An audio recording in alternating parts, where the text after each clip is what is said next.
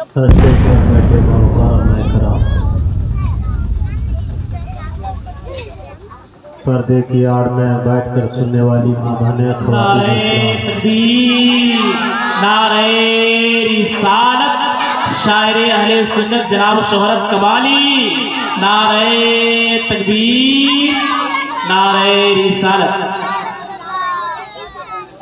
پیش نظر خوبصورت سامعین کرام، السلام علیکم ورحمۃ اللہ وبرکاتہ۔ کرد کو مائل پرواز کر رہا ہوں میں، جنون شوق کو ہمراز کر رہا ہوں میں۔ الہی میرے عقیدت کی آبرو رکھنا، تیرے ہی نام سے آغاز کر رہا ہوں میں۔ الحمدللہ الحمدللہ الذی کفا وسلام علی عبادہ الذین اصطفیٰ، اما بعد فاعوذ باللہ من الشیطان الرجیم، بسم اللہ الرحمن الرحیم۔ من زار قبری وجبت له شفاعتی، صدق اللہ العلی العظیم وصدق رسولہ النبی الامین المبین المتین الکریم، ونحن على ذلك من الشاہدین والشاکرین والحمد للہ رب العالمین۔ مکہ کا نام تک نہ لیا، طیبہ ہی کہا،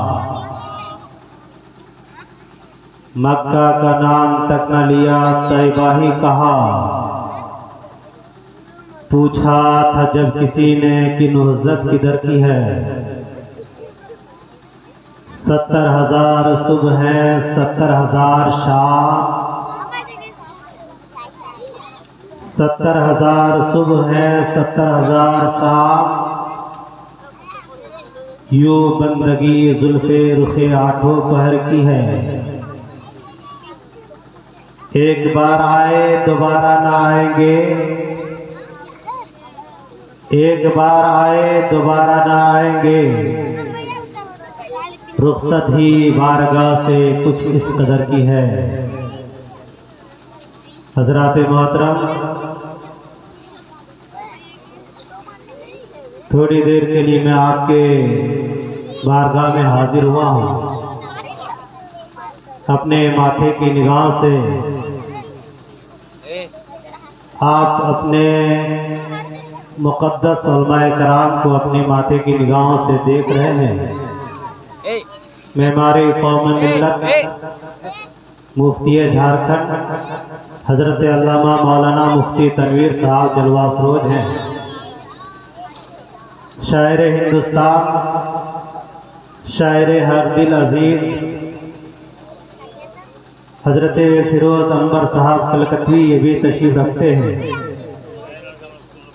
حضرت عبد الرحمن نامی اور دیگر علماء کرام تشریف رکھتے ہیں۔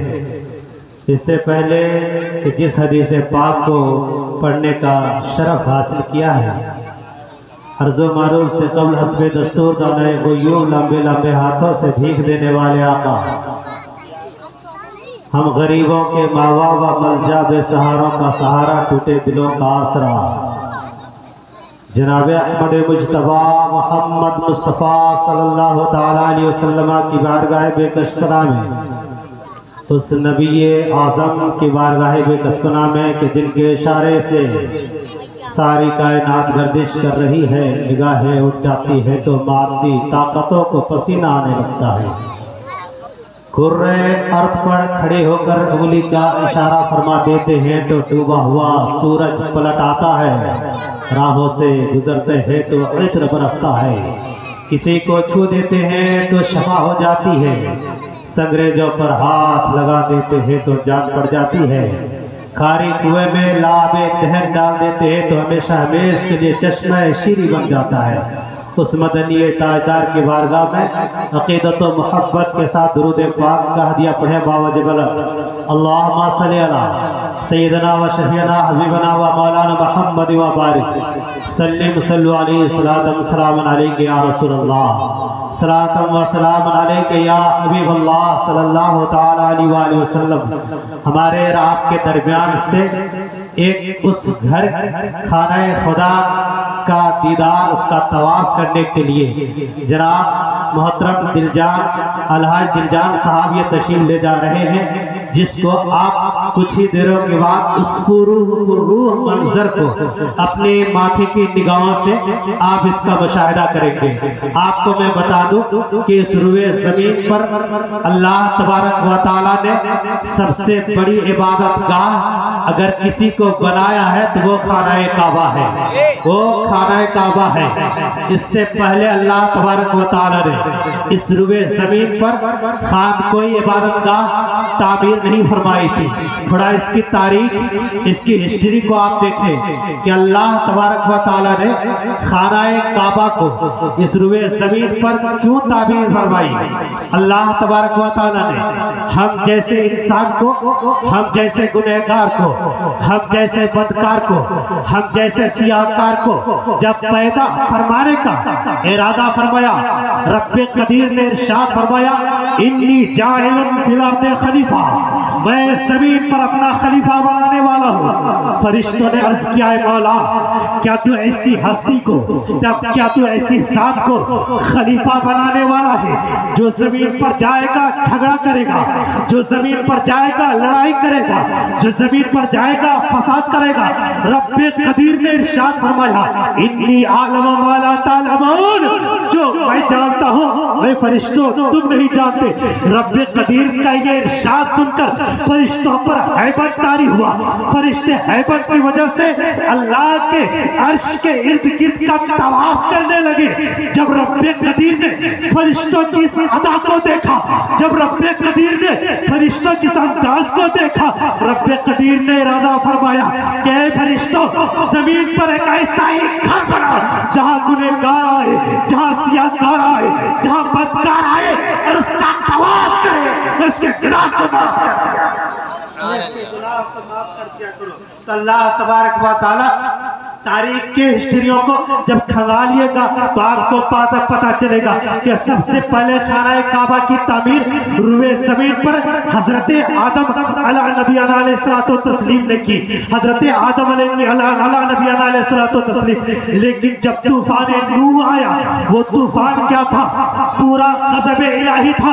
جس مقام پر وہ طوفان پہنچا پورے آدم کی اولاد ختم ہو گئی۔ پھر حضرت ابراہیم کو اللہ تبارک و تعالیٰ نے حکم دیا اے ابراہیم تم میرے اس گھر کی تعمیر کرو۔ حضرت ابراہیم اس وقت مقام آرمینیہ میں تھے، خداوندی کا رب کائنات کا حکم سن کر اس مقام تک کی طرف چل پڑے جس جگہ حضرت اسماعیل آباد تھے۔ میں سرسری طور پر تاریخ کو آپ کے پاس رکھتا جا رہا ہوں۔ اس مقام پر پہنچے جہاں سے پہلے سے حضرت اسماعیل آباد تھے۔ آپ پہنچے، کہا اے بیٹے چلو اس گھر کی تعمیر کرتے ہیں جس گھر کو ہمارے باپ حضرت آدم علیہ نبی علیہ الصلوۃ والتسلیم نے تعمیر فرمائی تھی۔ حضرت اسماعیل نے پوچھا اے ابا حضور یہ مقام وہ جگہ کس جگہ ہے؟ تو اللہ تبارک و تعالیٰ کے اس مقدس فرشتے حضرت ابراہیم علیہ نبی علیہ الصلوۃ والتسلیم کے پاس اللہ کے مقرب فرشتے آئے اور آپ نے نشاندہی فرمائی اور خانہ کعبہ کی تعمیر۔ دونوں باپ بیٹے، باپ خانہ کعبہ کی دیواروں کو چنتا، بیٹا دور سے پتھر اٹھا کر لاتا۔ جب دیواریں اتنی اونچی ہو گئی کہ زمین پر کھڑے رہ کر دیواریں چننی ناممکن ہو گئی تو اس میں پتھر کو لایا۔ حضرت ابراہیم نے اس پتھر پر کھڑے ہو گئے۔ قرآن پاک میں اس پتھر کا تذکرہ ہے وَاتَّخِذُوا مِن مَّقَامِ إِبْرَاهِيمَ مُصَلًّى۔ اللہ تبارک و تعالیٰ نے اس پتھر کے سینے کو اتنا موم بنا دیا، اتنا موم بنا دیا کہ اس پتھر پر حضرت ابراہیم کے قدم کے نشان آج بھی۔ حضرات محترم اب میں سرسری طور پر آپ کے پاس پہنچ رہا ہوں۔ اب میں بتاتا چلوں دونوں باپ بیٹے نے مل کر خانہ کعبہ کی تعمیر کی۔ اللہ تبارک و تعالیٰ نے حکم دیا اے ابراہیم اب لوگوں کو دعوت دو، میرے گھر کی طواف کے لیے آئے، میرے گھر کی زیارت کے لیے آئے۔ تو تاریخ یہ بتاتی ہے حضرت ابراہیم پہاڑ کی چوٹی پر کھڑے ہو کر آپ نے اعلان فرمایا تو اللہ کے جتنے مقدس بندوں کے گنہگار ہو، چاہے سیاہکار ہو چاہے بدکار ہو چاہے وہ نیکوکار ہو، جس کے مقدر میں رب قدیر نے حج لکھا تھا، جب حضرت ابراہیم نے آواز دی، حضرت ابراہیم نے پکارا، باپ کے رحم باپ کے پشتوں پر تھا، اس نے کہا تھا لبیک، ماں کے رحموں میں تھا، اس نے کہا تھا لبیک، جس کے مقدر میں رب قدیر نے حج فرمایا تھا، وہ سارے کے سارے لوگوں نے کہا تھا لبیک اللہم لبیک۔ حضرات محترم، اس طرح باپ بیٹے نے خانہ کعبہ کی تعمیر فرمائی۔ یہ تو خانہ کعبہ کی مختصر سی تاریخ آپ کے پاس رکھوں، تھوڑا روزے رسول کی تعریف آپ کے پاس کروں، جس کے بارے میں میرے نبی محترم فرماتے ہیں، میرے آقا فرماتے ہیں، من سارا قبری وجبت لہو شفاعتی، جس نے میرے قبر کی زیارت کی اس پر میری شفاعت واجب ہے۔ اب میں آپ سے سوال کرتا ہوں، کتنے لوگ حج کرنے کے لیے گئے ہوں گے؟ آپ نے دیکھا ہوگا جب اس حج بیت اللہ کے لیے اس روضہ رسول پر جب انسان کی آپ کی حاضری ہوگی، آپ دیکھے ہوں گے قبر انور کو، روضہ رسول کو، قبر مطہر کو لال رومال کے ذریعے سے چھپا دیا گیا ہے۔ من سارا قبری وجبت لہو شفاعتی، جس نے میرے قبر کی زیارت کی اس پر میری شفاعت واجب ہے۔ نبی فرماتے ہیں کہ یہ سلسلہ کب ہوا؟ 1924 سے 1924 میں یہ سلسلہ اہل سعود السعود ابن عبدالعزیز بادشاہ تھا، اور اس کے بعد عبدالوہاب نجدی، جس وقت نجدیوں اہل حدیث کی تحریک زوروں پر تھی، وہ دونوں نے مل کر ایک معاہدہ کیا۔ اس نے ایک بات طے کی، حکومت تمہاری ہوگی، سلطنت تمہاری ہوگی، بادشاہت تمہاری ہوگی، لیکن مسلک میرا چلے گا، مسلک میرا چلے گا۔ دونوں میں بات طے ہوگی۔ اس نے کیا کیا؟ اس ظالموں نے مل کر روزے رسول کے سامنے جتنے بھی مزارات تھے، جنت البقیع میں جتنے بھی مزارات تھے، حسن کے مزارات کو تو حضرت کے مزار کو توڑ ڈالا، حضرت فاطمہ الزہرا کے مزار کو توڑ ڈالا، حضرت زین العابدین کے مزار کو توڑ ڈالا، سارے مزار کے سارے نشانات کو اس نے مٹا دیا۔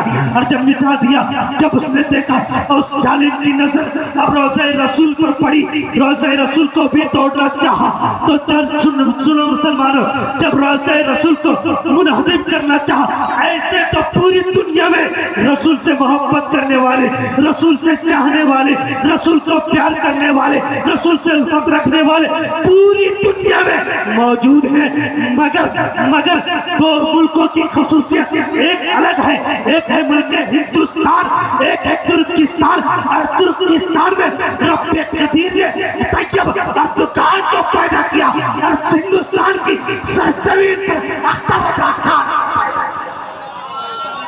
کو پیدا کیا۔ جب اس ناپاک ارادوں سے کہ اپنے روزہ رسول کو توڑ دوں گا، روزہ رسول کو ٹھا دوں گا، اس ناپاک ارادے سے بلڈوزر لے کر جب پہنچا ہندوستان سے اختر رضا خان پکار اٹھے، اور پوری دنیا کے سنی سیل عقیدہ مسلمان پکار اٹھے، ترکستان کے مسلمان پکار اٹھے، خبردار، ترکیوں نے کہا تھا خبردار، روزہ رسول کو تم نے نہیں بنایا بلکہ روزہ رسول کو میرے باپ دادا نے بنایا، اس لیے خبردار، اگر تم روزہ رسول کو توڑنا چاہو گے، روزہ رسول کو ٹھانا چاہو گے، تو روح زمین سے عربوں کی روح زمین سے عربوں کا نام و نشان مٹا دیا جائے گا۔ اس لیے خبردار، روزہ رسول کی طرف آنکھیں اٹھا کر دیکھنے کی کوشش نہیں کرنا۔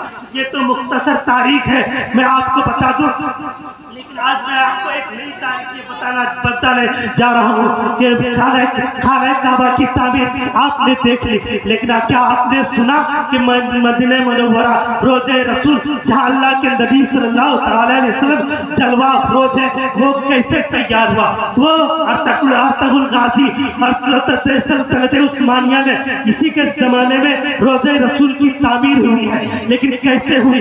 کیا اس کی تعمیر اینٹوں سے کی گئی؟ نہیں. کیا اس کی تعمیر چونا سرخی سے کی گئی؟ نہیں. تو پھر سوال اٹھتا ہے اس کی تعمیر کو کیسے کی گئی ہے؟ تو ترکیوں نے اس سلطنت عثمانیہ کے لوگوں نے کیا کیا؟ سب سے پہلے جہاں آج قبر رسول ہے اس مقام پر ایک درخت لگایا، ایک پودا لگایا، اور پودا لگانے کے بعد اوپر سے آسمان کے پانی کو روکا گیا، اگل بغل سے باہر کے پانی کو آنے سے روکا گیا. اور جب باہر کے پانی کو آنے سے روکا گیا نہ آسمان کا پانی نہ باہر سے زمین سے کوئی پانی چل کر آیا. پھر سوال اٹھتا ہے اس درخت کی نمو نوشا، اس درخت کی پرورش کیسے ہوئی؟ تو جواب یہ ملتا ہے کہ نہ آسمان کے پانی سے نہ زمین کے دوسرے پانی سے، بلکہ اس پودے کو جو سینچا گیا ہے زمزم کے پانی سے سینچا گیا ہے. اور زمزم کے پانی سے جب سینچا گیا درخت تیار ہو گیا. تو میں نے کہا روزے رسول جو بنا ہوا ہے وہ گنبد چونا سرخی کا بھی نہیں ہے، وہ گنبد جو روزہ بنا ہوا ہے وہ اینٹوں کا بھی نہیں ہے، بلکہ پھر کس چیز کا ہے؟ تو وہ جو کتنے سالوں تک اس زمزم کے پانی سے جس درخت کو تیار کیا تھا اسی درخت سے روزے رسول کی تعمیر فرمائی گئی ہے. روزے رسول کی تعمیر حضرات محترم. اب میں آپ کو بتا دوں یہ تاریخ، اب میں جو بات کہنے جا رہا ہوں، ہم میرے رسول فرماتے ہیں من سارا قبری وجبت لہو شفاعتی. اب میرے اعلیٰ حضرت ارشاد فرماتے ہیں مکے کا نام تک نہ لیا، طیبہ ہی کہا. پوچھا تھا جب کسی نے کہ نہضت کدھر کی ہے؟ اور 70,000 صبح 70,000 شام یوں بندگی صلح رکے 8 پہر کی ہے. ایک بار آئے دوبارہ نہ آئیں گے، رخصت کی بارگاہ سے کچھ ست قدر کی ہے. وہ مقام ایک ایسا مقام ہے جہاں 70,000 فرشتے صبح کو آتے ہیں اور 70,000 فرشتے شام کو آتے ہیں، اور جو فرشتہ ایک مرتبہ آ جاتا ہے قیامت تک اس کی کبھی باری نہیں آتی ہے. یہ ایسا مقام ہے جہاں اللہ تبارک و تعالیٰ کی رحمتوں کا نزول ہوتا ہے، جہاں اللہ تبارک و تعالیٰ. اب میں یہ گنہگار سیاہکار بدکار تو میں کہہ رہا تھا روزے رسول کو پردہ کر دیا گیا. روزے رسول کو نہیں بلکہ قبر منور کو لال رومال سے پردہ کر دیا گیا. اس کا ارادہ کیا تھا؟ ارادہ یہ تھا کہ نبی فرماتے ہیں من زارا قبری وجبت لہو شفاعتی. جس نے میرے قبر کی زیارت کی اس پر میری شفاعت واجب ہے. جب قبر رسول کو یہ گنہگار نہیں دیکھے گا، قبر رسول کو یہ بدکار نہیں دیکھے گا، قبر رسول کو یہ سیاہکار نہیں دیکھے گا، تو پتا چلا کس وجہ سے یہ شفاعت کی امید لگائے گا. ان کی امیدیں ٹوٹ جائے گی، ان کی امیدیں ٹوٹ جائے گی. اسی لیے اس کا ارادہ تھا. لیکن پڑھے لکھے تاجدار، پڑھے لکھے شاہ امام احمد رضا خان فرماتے ہیں ارے ان کے طفیل حج بھی خدا نے کرا دیے، اصل مراد حاضری اس پاک کی ہے. اگر قبر رسول کو نہ دیکھے تو نہ دیکھے تو کیا ہوا؟ اگر اس مقام پر صرف زیارت روزے رسول کر لیا گنہگار کی شفاعت میرے نبی پر واجب ہے.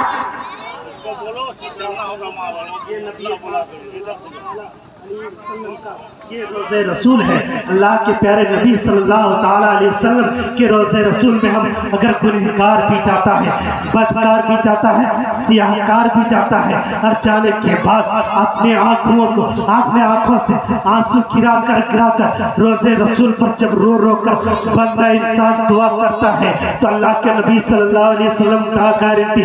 ایک بات میں اور بتا دوں، ایک انسان خانہ کعبہ کے حج کے لیے گیا اور خانہ کعبہ کا حج کیا، طواف کیا، مزدلفہ منا گیا، قربانی کی، عرفہ میں ٹھہرا. سارے ارکان حج جتنے بھی حج میں اہم کام ہیں، جتنے بھی اہم ضروری کام ہیں، سب کے سب مکے میں ادا کیے جاتے ہیں. ایک انسان مکہ گیا، احرام مکے میں باندھا، مزدلفہ منا مکے میں، صفا اور مروہ مکے میں، صاحب زمزم مکے میں، پیر زمزم مکے میں. سارے حج کے جتنے ارکان ادا کیے جاتے ہیں سب مکے میں ہیں، سب मक्के में, लेकिन मैं आपसे पूछूं, एक इंसान जाए मक्का जाए, तवाफ करे, खाना काबा की ज़ियारत करे, अरफात के मैदान में ठहरे, मुज़दलिफ़ा मिना में जाकर कुर्बानी करे, सारे अरकान हज अदा करके रोज़े रसूल ना किया। मैंने हाजी से पूछा, ए हाजी क्या तेरा हज कबूल हो गया? हाजी कहेगा पता नहीं, मेरा हज कबूल हुआ ना नहीं, लेकिन जैसे ही वो हाजी रोज़े रसूल से, जैसे ही वो हाजी हज के अरकान को अदा करके, तवाफ़ काबा करके, मुज़दलिफ़ा मिना में कुर्बानी करने के बाद, शैतान को कंकड़ी मारने के बाद, जब सारे हज के अरकान को अदा करके जैसे ही रोज़े रसूल से पर पहुंचा, निगाह पड़ी, कब्र रसूल से आवाज आई, ए गुनहगार आओ, ए बदकार आओ, ए सियाकार आओ, मनसार कब्र वजबत लहू शफाअती, जिसने मेरे कब्र की ज़ियारत की उस पर मेरी शफाअत। अगर किसी को चाहिए तो काबे से नहीं मिल रही है। हज करने के बाद एहराम बांधा काबे में, तवाफ किया काबे का, लेकिन वहाँ गारंटी नहीं मिल रही है। लेकिन जैसे ही गुनहगार बंदा रोज़े रसूल की ज़ियारत करता है, बस गारंटी दे दी जाती है कि गुनहगार था तू, बदकार था तू, सियाकार था तू, लेकिन तूने मेरे रोज़े की ज़ियारत फरमाई है। अब मेरे नबी फरमाते हैं, जा तेरा हज भी कबूल है, और हज ही कबूल नहीं बल्कि तुझे जन्नत की गारंटी दी जा रही है। नबी शफाअत, कल क़यामत के दिन नबी शफाअत करते हुए उस गुनहगार उम्मत की शफाअत करते हुए नजर आए। अल्लाह तबारक व तआला, उलमा की बहुत लंबी फहरिस्त है, और मैं गुस्ताखी कर रहा हूँ कि मैं सबसे करीब का हूँ, थोड़े देर तक, ज़्यादा देर तक मैं बोल गया।